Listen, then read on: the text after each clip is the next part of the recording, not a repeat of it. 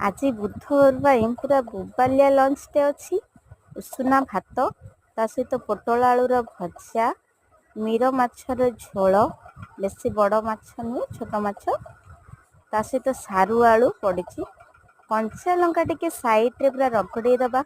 तार जो बास्ना कहतुनि साइड्रे टिके रगड़ुवे जो आउ टिके हांपुड़ी खाऊे सारूटा पूरा मस्त सारूटा शंख सारू बढ़िया से सीझी जाइए। आज रोषे सब मुझे करी बहुत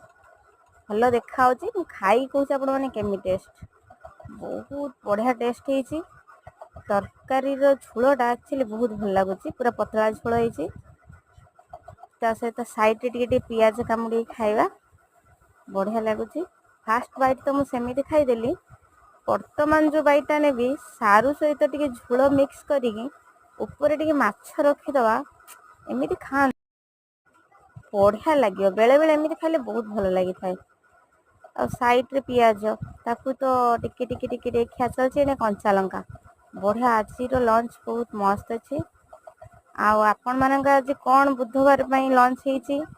आमको सब जनातु कमेंट रे जेहेतु बुधवार आम कंपलसरी आमिष खाइलु आज आंब भी ता सहित खावा सीजन बर्तमान आंबर